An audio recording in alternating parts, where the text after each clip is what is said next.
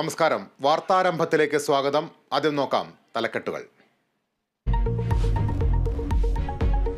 പരിഷ്കരിച്ച driving test ഇന്ന് മുതൽ.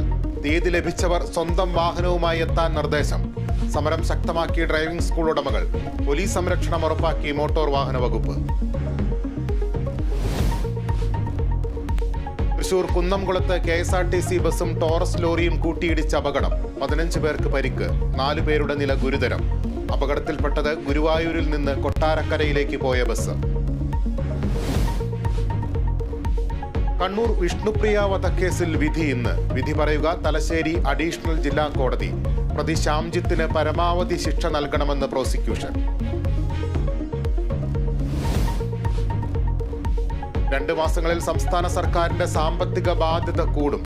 സർവീസിൽ നിന്ന് വിരമിക്കുന്നവർക്ക് ആനുകൂല്യം നൽകാനായി കണ്ടെത്തേണ്ടത് 9,000 കോടിയിലധികം രൂപ. വിരമിക്കൽ ആനുകൂല്യം നീട്ടുന്നതിനെക്കുറിച്ചും ആലോചന. കടലാക്രമണ ഭീഷണി ഒഴിയാതെ കൊച്ചി കണ്ണമ്മാലി. കഴിഞ്ഞ വർഷം കടലാക്രമണത്തിൽ തകർന്ന പ്രദേശത്ത് തിരിഞ്ഞു നോക്കാതെ അധികൃതർ.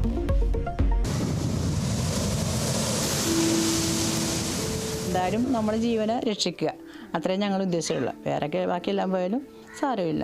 ചെമ്മിനും കാക്കായും ഒക്കെ വിറ്റ് തലക്ക് ചോന്നുണ്ടായിരുന്നു വിൽക്കുന്ന ആളായിരുന്നു. അങ്ങനെ ഈ സ്ഥലം മേടിച്ചത്.